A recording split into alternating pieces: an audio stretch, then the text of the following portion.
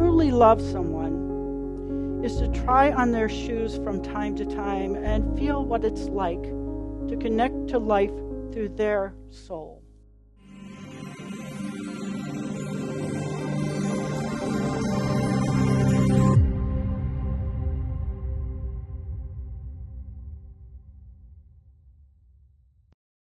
Today is a day of stepping into someone else's shoes. So here I am, stepping into Reverend Lane's shoes. I could probably fit both of my feet in them. Sorry. And she is in mine. She is moderating for me today. That's what I'm usually doing in the back room, is talking to the folks online. I'm sure you're all wondering the point of this, and I'm sure Lane is wondering the point of that song, because she always asks me, okay, so what's the spiritual message here? And I'm like, hey, if everything is spiritual, so is Patsy Cline. And so whatever she says is spiritual. So I'm also stepping into Reverend Dieter's shoes today, because what he does with his talks is he makes a little map of what he's going to say.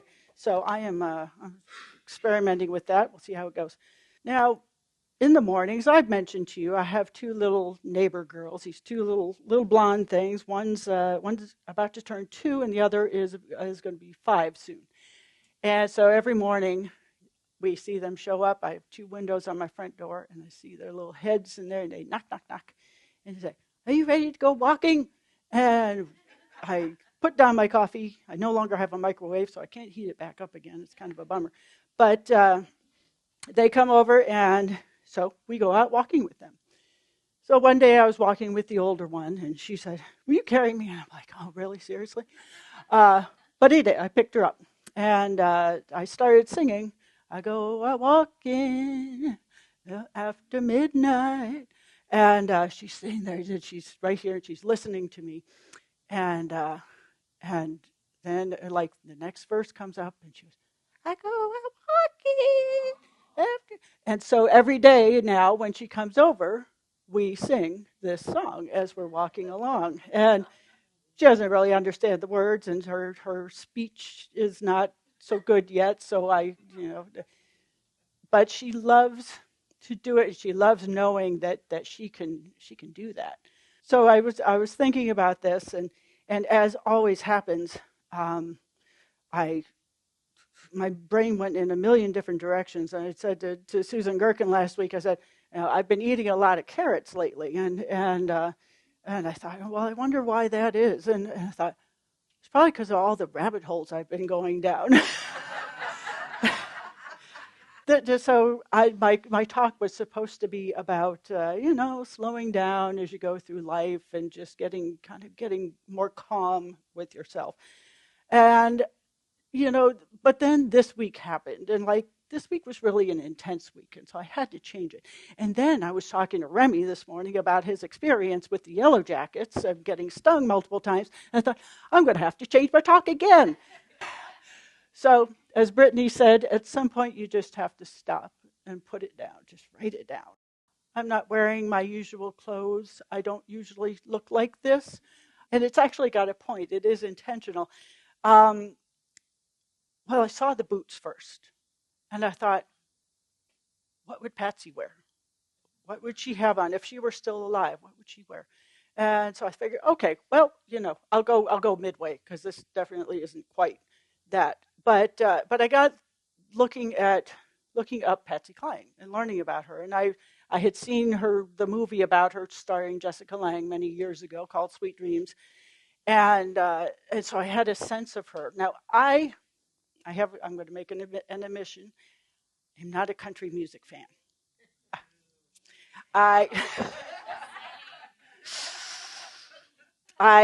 It goes way back. It's just, I'm a snob. I was raised in like real music.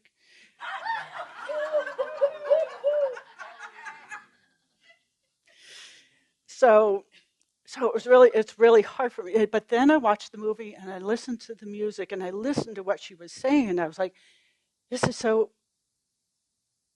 interesting. What was so interesting to me about it especially was she could be singing about the saddest stuff in the world, and you're still bopping to it. You know, it's like I was talking to Carolyn, who was here today. This morning, she was talking about Ernest Holmes and, having a positive message. And I thought, well, maybe that's the point of country music, is being able to kind of like pour out your stuff and say, but I'm still walking, I'm still going, I'm still doing this thing. We as practitioners, we go through a couple of years of training. It's basically more classes and a little more depth.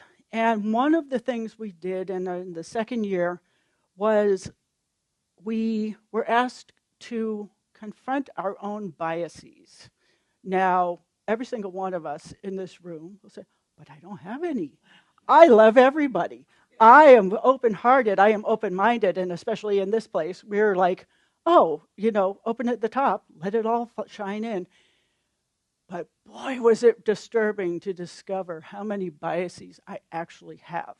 And not liking country music is one of them. So,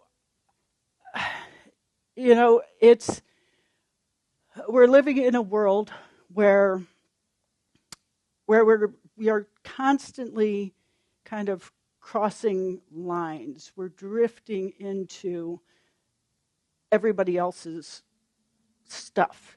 And we're all having to figure out what are the boundaries between me and that person. And do I have to not like them if I don't agree with them? What am I supposed to do? How am I supposed to be living this life that is asking me to stretch all the time? I don't want to stretch. This idea that somebody else is right, somebody else is wrong, I'm right, they're wrong. Am I ever wrong? Maybe I'm wrong. But I'm right too, right? We all want to be told we're right. And we're not always right. So I wanted to explain this to you. I want to talk about souls. I'm not talking about the S-O-U-L souls. I'm talking about the S-O-L-Es. And I want to ask you some questions about your biases, okay? So, when I show you this shoe, who do you think about wearing it? Who is supposed to wear this shoe? Kids. What about when an 80-year-old woman is wearing it? So you think she's cool? Somebody else might think she's crazy. Somebody else may think that she's supposed to be, she's supposed to be wearing orthopedic shoes, the color of putty.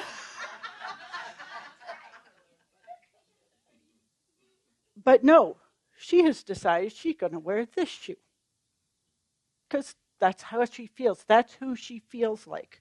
What about this one? Dorothy. Who do you imagine wearing this shoe? Really? Now, we might think that a little boy, when he's 3 years old, is cute as hell when he puts this on and walks around the house. But what about when he's 13? What about when somebody with a size 14 foot is wearing this? What do we think about that? Any bias? How about this one? Dad shoes. Dad shoes. What about when a young girl who's, 13 is wearing this shoe with ripped jeans and the black coat and all? She's all painted up. What about that? Now I'm going to just show you this shoe because if God wore shoes, this is the shoe God would wear. The reason this is a God shoe is because of my shoe. And you know why else? Because Jim wears them too. This shoe can do all the things. It can be a formal shoe. It has the best tread I have ever walked on in my life. I can climb mountains in this, climb rocks. I can wear this in the snow. I can wear it in the rain. I can wear this shoe anywhere. anytime. And it's a slip-on, even better. So with that exercise, I just want you to think about where do you fit in that? Can you speak to any absolutes about any of those? When I'm wearing this is not my comfort zone. The me that I am does not see itself this way. So for me to show up in the world, I actually kind of feel like I'm in drag. But it makes me think, all right, well, what if I actually were a man and I showed up like this? This isn't to speak to any particular thing about gender, but the ways we show up and how do we regard other people? How do we allow other people to be? What we talk about in this teaching is that we are all a part of everything. And everything is a part of us. Is there something I'm supposed to be wearing in order to show up as me, as the me part of God? This is the collective consciousness. We are living in a consciousness that embodies everything, everyone, every idea. This symbol here that we don't necessarily talk that much about, but in here, this middle section is where our collective consciousness is. It's every thought that's ever been thought. It's every song that's ever been sung. It's every idea that has ever inhabited our brains. Here we are, down here. We're the little thinker down here. We're thinking the thoughts. Only 10% of what we send up here to the factory boss to send it on down, only 10% of that is what we are actively thinking about right now, in this moment, in this day. Only 10%, which means that 90% of what our tapes are not really known to us. We were talking about this in Sacred Cup this morning, about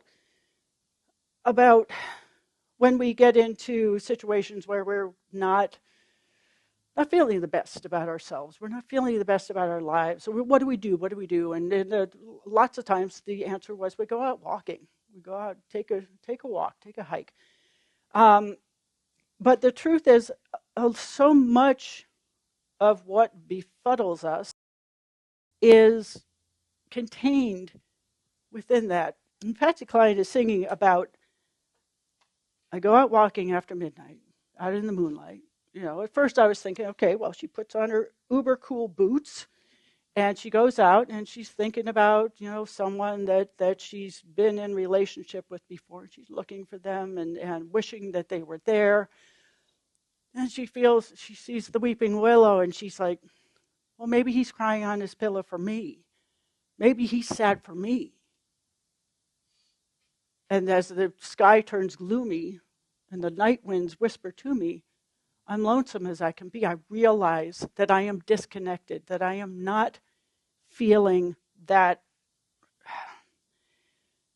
thing that makes me feel warm and fuzzy and content and happy.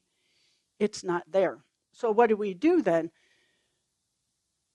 If we consider that, all right, maybe she's not actually talking about literally walking. Maybe she's talking about what happens when she goes into this unconscious place, this part of herself that is when she's asleep, when she's dreaming. I go out walking after midnight in my sleep, and I visit all of these feelings I have, all of the ones that don't necessarily show up in recognizable form. Lately, I've been like waking up in the morning like, I just had the weirdest dream. And then you go to try to explain what happened. It's like, you can't. And Ernest Holmes said that too, that when you feel that actual connection to something bigger than yourself, that we call it love, we call it all the things, you can't really articulate it to somebody else. not one of you can explain what God is to somebody else and have them say, oh yeah, totally, I know that guy. You can't, because each one of us is having our own individualized experience of figuring out what that is. So this week, you all know what's been going on this week. It's been an intense week in this section, and so this is yelling at that and claiming this and that, and it's all going into here. It's all becoming what shows up later on. So as I'm trying to decide, how do I communicate what I'm feeling in this moment? Do I just throw a bunch of more crap in there? Or do I slow down and say, what can I do in this moment to make this moment not happen again? What can I do to change the collective consciousness of everybody around me to be different? Sometimes just zip it. Zip it like a cool boot. Just don't. Don't add anything. Stop. Chill. Let the noise die down. Listen for those little strains of truth that are going through there, that are trying to make themselves heard through the noise. This is where the word empathy comes in. All right, if I know my biases, if my thought that the only music that counts is the one with a guy wearing this on his foot and doing this with his hand, then I'm not listening. I'm not listening to somebody else's song, to somebody else's music, to somebody else's idea of what God is. Why? How am I right? Who made me in charge? The only thing I'm in charge of is this. What I have been given to show up on this planet. If I want to wear raggedy jeans or if I want to wear a dress, this is one of the beautiful things about being female in our society. I can. I can wear a tuxedo or I can wear a ballroom gown, and nobody's really going to have too much of a thought about it. They're going to say, oh, well. But if I were a man, I'm not safe to express as anything but this guy. Now, my work in this lifetime is to say, but I'd really like to see what this shoe looks like on you. I'd like to hear how you feel standing in this shoe. Because, you ask any woman who stands in the shoe, she'll say, I ain't walking anywhere in these. So we're making this agreement that says, I want to know more about what God is through you. I want to hear your thoughts about what God is. And if you tell me something completely contrary to what I think, my work is to not dismiss it, because I don't know it all. And I have my own biases. And I'm working on it. But I still have my thought about, who should be wearing which shoe. I should never be wearing cowboy boots, in my opinion. But they're super comfortable.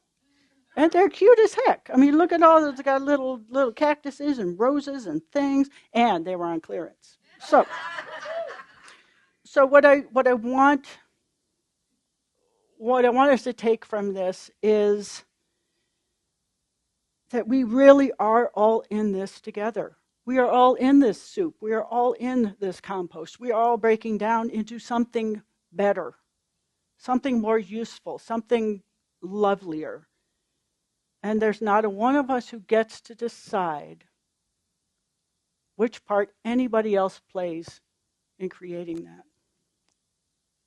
And that's our work. That is our work, is to allow everybody to have their say, to play their part, to wear whatever damn shoes they want to wear, and just get out of the way. Get out of everybody else's way. God did not put any of us here to deny somebody else access to their own evolvement. So I will leave you with this. To truly love someone is to try on their shoes from time to time and feel what it's like to connect to life through their soul, S-O-L-E. Check your biases, guys. Figure out where you're standing between someone else and their idea of God. Good luck.